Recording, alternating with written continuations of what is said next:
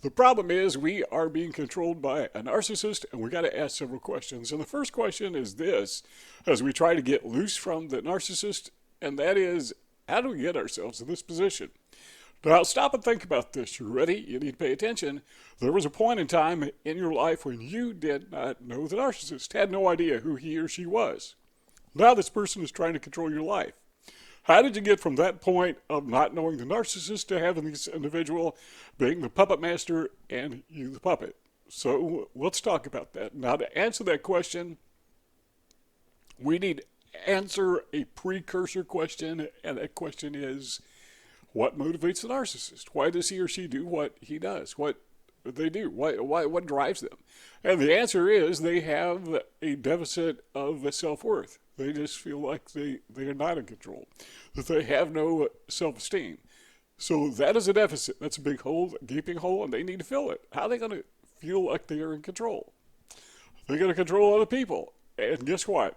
You are one of those people they are trying to control. And they're doing a pretty good job of it, because it seems that for their entire life, narcissists have had a problem with a lack of self-worth. And for their entire life, it seems, maybe going back to childhood, at least throughout probably their adolescent years and their adult years, they have found that by controlling other people, they feel better. Gives them a sense of worth, a sense of personhood. And they can be brutal about it, because they tend to lack empathy. They tend to be psychopathic if they're a covert narcissist. So, okay, now what? We understand why they are doing it is because, and by the way, that explains a lot, because everything they do is about covering up. Covering up their sense of low self-esteem. Covering up their lack of self-worth. That is why narcissists live in a fantasy world, I believe, is because, well, they're just covering up everything. Now, we talked about this in other videos, but narcissists like to present themselves falsely as either fleeing from maybe persecution, like the New World Order, or sometimes they will present themselves as having a past, a fake past in which they were like secret agents, or maybe work for the CIA, or maybe they were war heroes, and they present themselves as having valor when sometimes they didn't even serve in the military. So they create this entire fantasy world. Now, somebody left a comment when I mentioned this in another video, and I thought it was very insightful. And they said, the narcissist not only creates a fantasy world for himself or herself, but they also create a fantasy world for their victims. So you are a part of their fantasy. So here you got the puppet master narcissist, and you are their puppet, and they got these little strings attached, and they're controlling you. So you're a part of their fantasy world, and you're wondering, how did I get attached? Yeah, I can see or I can sense these strings, and the narcissist is pulling these strings. When did that happen? How did that happen? Well, you go back to the early stages. When you go back and stop and think, how did I get from the stage that we mentioned earlier? How did I get from that stage of not knowing the narcissist to this person controlling my life? And what we find happening is the narcissist, maybe even unconscious to himself or herself, one by one, paying attention, this is important, one by one, they will attach a string to you, a little control lever. A string that controls you. Okay, think of a real puppet master. How does he control the puppet? Well, at some point in time, the puppet has those strings attached to his arm and his head and maybe his feet and his legs. Somebody had to attach those strings. At some point in time, there was this puppet and it had no strings attached, and somebody had to attach those strings, and the puppet, of course, allowed him, because the puppet is not a living being and was totally unaware and just being controlled. Well, same thing applies to you. Even though you're a living being, you were not aware that the narcissist was attaching these strings to you. Love bombing. You know about that. When the narcissist first came into your life and he or she seemed to be so pleasant, so friendly, so wonderful, this was a person that you just kind of hit it off with. As I like to say, you had chemistry with this person, and what they were doing is they were attaching strings during that stage. Okay, they got you all stringed up. They got you nice and bound, and they haven't pulled any strings yet, so you don't even know it.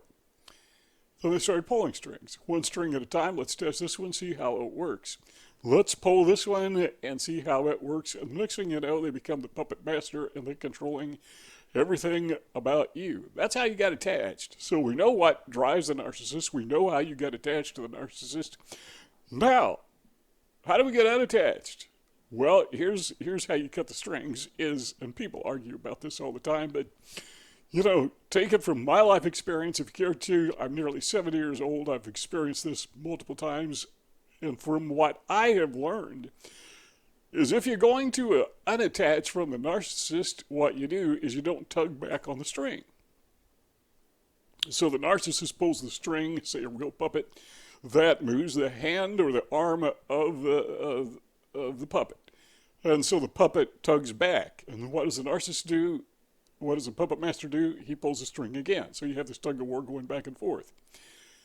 That's not release. That is not you controlling the narcissist. You say, okay, we're going to reverse roles here. The narcissist is going to be the puppet, and I am going to be the puppet master. There, that'll fix him. No, you're still attached. The strings are still there, and they're attached to you. And the only reason they are attached to the narcissist is because he's got his hand, like a puppet master. He's got his hand, his fingers wrapped around those strings. And what you are doing is you are not freeing yourself, and he doesn't want to free himself or herself. You're still attached. So pulling back is not the way to get unattached. The way to get unattached is to take those strings off, to unbind yourself. Forget about the narcissist. Just find out where the strings are attached and unattach them. Yeah, it's really kind of that simple. So what we're saying is this: you need to just move on in life without the puppet master, without the narcissist. You got to forget this person. Okay, you can't forget them, right? Because they're embedded deeply in your mind, but you can break the control. So what am I talking about here? I'm talking about avoidance. Just get away from the narcissist. Get away from the puppet master.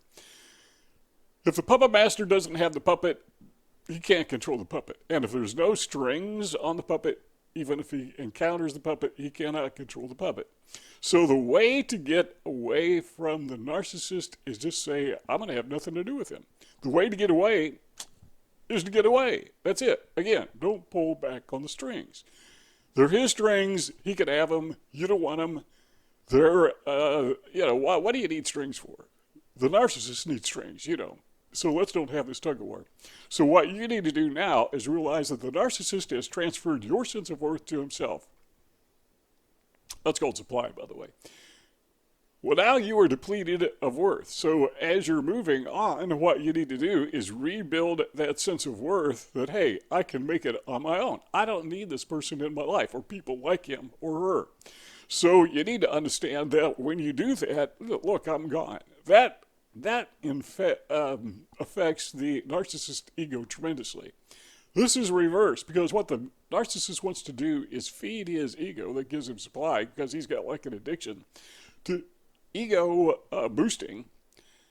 So now you're doing just the opposite. You are depleting his ego, and like any addict, he goes berserk. Well, not any addict, but many addicts, he just goes berserk. He goes into withdrawal.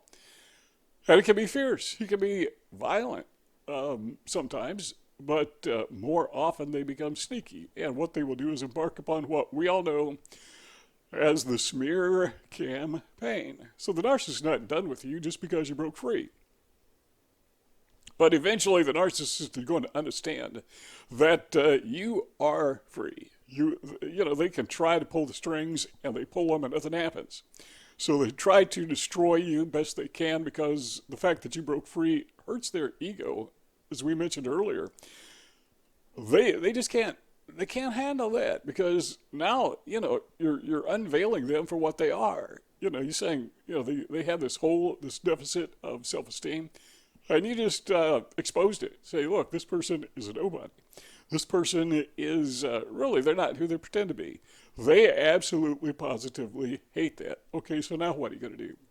Well, my personal opinion is you understand what's going to happen. You understand you're going to face this flood of abuse in the form of slander, smear campaign, character debasement, whatever you want to call it. But we need to embrace the gain, embrace the freedom. Because sometimes less is more, and having less strings attached to you is more. Got to embrace that. Because sometimes we get used to the strings, you know? We get used to somebody controlling us. I recall a few years ago, I would, 2 or 3 times a week, I'd go to a state park and I would hike. And just for the fun of it, I'd wear a backpack and I'd put rocks in it just to make it, burn up a few more calories, make it a little more rigorous. And when I took that backpack off, I mean, I felt so free. I felt so light, when I was done with my hike and I took it off and I started walking around. It's like I had a new set of legs. So when you break free from the narcissist, you're losing something. You're losing a weight. You're losing that burden on your back. You're losing that backpack. You're losing that control of the narcissist. Okay, now you got to control yourself, right? And how freeing is that? So once again, sometimes less is more, and having less influence of a narcissist in your life, that is amazingly liberating. Why would anybody not do that? See those 2 rectangles on the screen? Let's keep on talking. If you want, just click one of those 2 rectangles. Our conversation will continue. If not, then thanks for stopping by, and we'll see y'all next time.